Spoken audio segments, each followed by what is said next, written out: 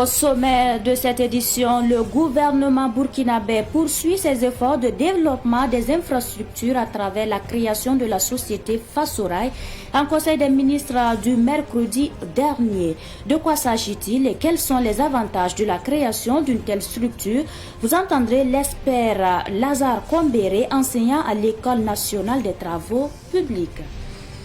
Et puis en sport, le candidat unique pour la présidence de la Fédération burkinabé de football a rencontré la presse hier pour dérouler son programme. Le colonel-major Oumarou Savadogo entend redonner une autre image au football burkinabé, élément à suivre dans ce journal. Ce sont les principaux titres de cette édition. Mesdames et messieurs, bonjour, ravi de vous retrouver. Merci de nous choisir pour vous informer. Fassorail a été créé mercredi dernier en Conseil des ministres. Comment les experts analysent la création de cette société de fabrication et de pose de rails destinée à étendre le réseau ferroviaire du Burkina Faso? L'expert en infrastructure Lazare Kombéré, enseignant à l'École nationale des travaux publics, en a déjà une bonne impression. Il rappelle que le train est un moyen de transport sûr et avantageux. Notre reporter Abdoulaye Kinda est allé à sa rencontre. Le Conseil des ministres du 14 août 2024 a annoncé la création d'une société d'économie mixte dénommée Société de fabrication et de pose de rails Fassorail. Cette décision de créer une voie de communication terrestre alternative entre les 45 provinces est jugée pertinente par l'expert en infrastructure des transports Lazare Kombéré. C'est la vision d'abord qui compte. Le fait déjà d'avoir une vision, le fait déjà de vouloir décider quelque chose. Parce que le problème c'est quoi? Quand vous voulez atteindre un résultat, il faut d'abord voir qu'est-ce qu'il faut faire. Vous avez ce que vous voulez faire là, vous allez effectivement mettre en place et mettre les acteurs qui vont contribuer avec des idées. Et bien sûr, au fur et à mesure, même s'il y a des imperfections, ça va se perfectionner. Il peut même avoir certaines communes très très importantes où peut-être que la ligne, le tracé même ne passe pas dans certaines usines, ils vont peut-être même faire des bretelles. Pourquoi pas? Pour pouvoir atteindre certaines communes et vraiment qui, sur le plan agricole ou même industriel, peuvent en tout cas apporter quelque chose, rafraîchir en tout cas l'économie du pays. Selon Lazare Kombéré, la création de Fassorail a pour avantage d'accélérer le développement via les moyens de transport. Le chemin de fer favorise l'acheminement des marchandises et le transport des voyageurs. Quand nous avons appris la nouvelle, en tout cas, je peux dire que je suis la personne vraiment plus heureuse dans la mesure où nous sommes dans une dynamique de développement économique. Vous voyez que presque ils sont en train de créer, ou du moins c'est beaucoup d'entreprises d'industrie. Et quand ils parlent d'industrie, de création d'industrie, normalement on doit parler de voies de transport, de communication, des infrastructures de transport, de communication plus fiables pour effectivement transporter des éléments lourds. Je pense que le rail, la voie ferrée est beaucoup plus indiquée. C'est pour ça que nous avons en tout cas salué vraiment le courage. Extension du réseau de chemins de fer rime avec courage, mobilisation de fonds et acquisition de matériel et de compétences. Il faut avoir effectivement des compétences. Il y a plusieurs ministères qui interviennent dans le domaine des chemins de fer. Il y a le ministère du Commerce, il y a le ministère de l'Habitat, parce que bien sûr il y aura des bâtis, les infrastructures qui sera au centre même de tout, en termes même de conception de la voie et bien sûr du suivi. Et le ministère de l'économie qui va bien sûr, parce que bon, il faut évaluer, il faut essayer de voir qu'est-ce qu'il nous faut. Et c'est cette projection-là qu'il faut. Le commerce va parler d'équipement. Comment il faut s'y prendre pour pouvoir utiliser. C'est ça que je disais tantôt, avec l'usine, ce qui peut être réalisé sur place, c'est déjà important.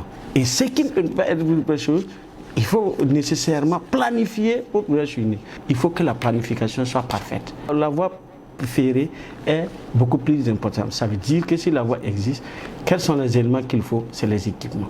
Les équipements, si plus de 90% seront fabriqué au niveau du Burkina, mais qu'est-ce qu'il faut faire? Ce qu'il faut faire, c'est encourager l'action.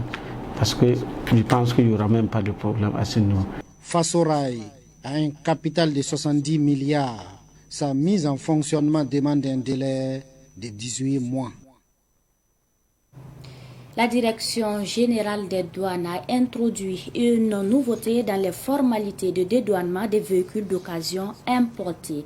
À partir du 2 septembre 2024, le certificat d'évaluation des véhicules émis par le CCVA sera automatiquement transmis à la douane grâce à l'interconnexion opérationnelle des plateformes Sidonia et Turion Autosecure. Cette avancée numérique a pour objectif de réduire les délais de transmission des informations pour le dédouanement des véhicules, de renforcer l'authenticité des documents, de diminuer la fraude et la corruption et d'améliorer la collecte des recettes douanières. En rappel, la douane burkinabé est engagée dans un processus de digitalisation et de dématérialisation complète de ses services. Tout autre sujet pour poursuivre, la première édition du FASO Blockchain et Crypto Week Summit se tiendra du 7 au 8 septembre prochain à Ouagadougou au Sénasa. C'est un événement consacré à la technologie qui va réunir plusieurs experts et crypto-éducateurs. Pour annoncer cette première édition, le promoteur Amidou Zonga, écrivain entrepreneur, était devant la presse hier. Nous en savons plus avec Pakisba Mariama Wedraogo.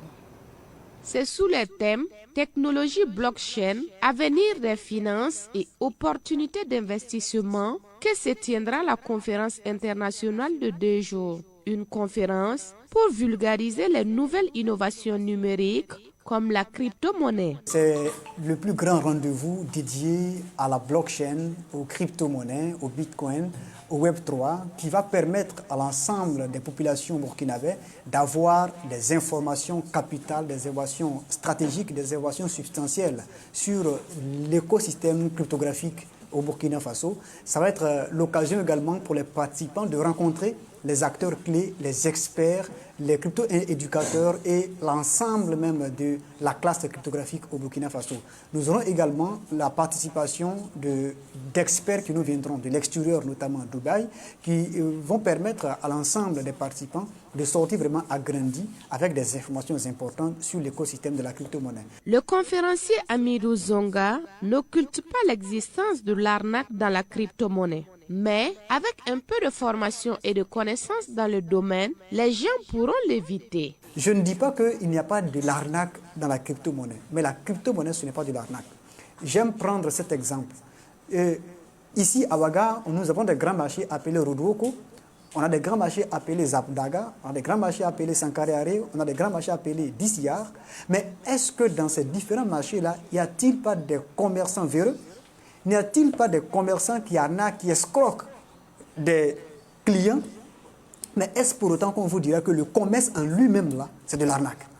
Est-ce qu'on vous dira que le commerce en lui-même, là, c'est de l'escroquerie? Je pense que non. C'est la même chose avec le monde de la blockchain, des crypto-monnaies. Quand vous n'avez pas les bonnes informations venant de bonnes sources, vous serez victime toujours de l'ignorance. Et malheureusement, les gens assimilent beaucoup les sites d'investissement qu'on appelle les pyramides de Ponzi aux crypto-monnaies. La crypto-monnaie est différente des sites d'investissement appelés pyramides de Ponzi. Il faut que les gens fassent beaucoup attention. Et nous sommes là pour vraiment partager les bonnes informations. La conférence internationale se tiendra du 7 au 8 septembre à Ouagadougou avec des panels, des rencontres B2B, du business opportunity et du réseautage. Le ministère évangélique de puissance des ministres choisis du Christ a tenu hier au Sénasa la 18e édition de son événement annuel dénommé Une journée dans la parole. La mission, désormais sous le leadership du fils du père fondateur, Bishop Claver Yameogo, a profité pour prier pour le Burkina Faso. Samuel Moko. Comme Josué et son mentor Moïse dans la Bible, l'évangéliste Maurice Junior Yameogo suit les pas de son mentor et père biologique, Bishop Claver Yameogo, dans le ministère du Christ. Son mentor, Feu Claver Yamoyogo, est le fondateur du ministère évangélique de puissance des ministres choisis du Christ. L'évangéliste Maurice Junior Yamoyogo continue l'œuvre de son père avec l'événement phare Une journée dans la parole. Le thème de cette 18e édition est le temps de la reconquête. Aujourd'hui, le thème, c'est le temps de la conquête et de la récupération. Une journée dans la parole, c'est un programme qui a été mis à part afin que nous puissions prier pour la nation, afin que nous puissions prier également pour le corps de Christ et pour tous les Burkinabés.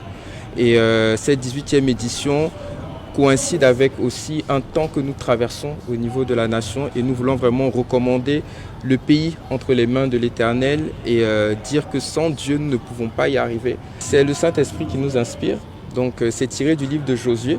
Notre mission, c'est de propager l'évangile, c'est de gagner des âmes, c'est de construire un quartier chrétien.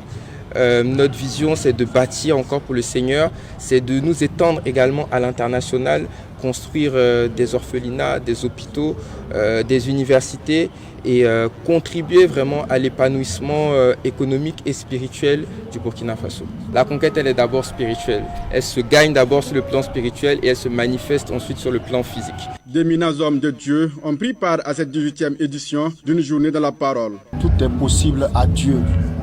Je profite de l'occasion pour dire à quiconque m'écoute maintenant qu'il n'est pas encore tard. Que là où se limite la main de l'homme, la force de l'homme, c'est à partir de là que Dieu commence à agir. Dans cette conquête, nous allons pouvoir repositionner les choses à leur place initiale et ramener la faveur de Dieu là où il n'y avait pas la faveur de Dieu.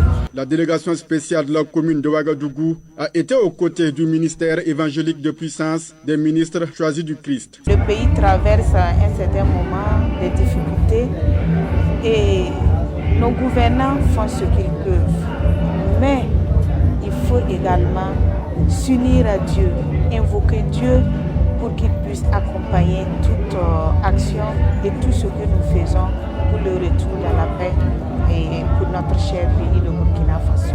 Le ministère évangélique de puissance des ministres choisis du Christ a été fondé en 2006. Son siège est à Ouagadougou, au Burkina Faso.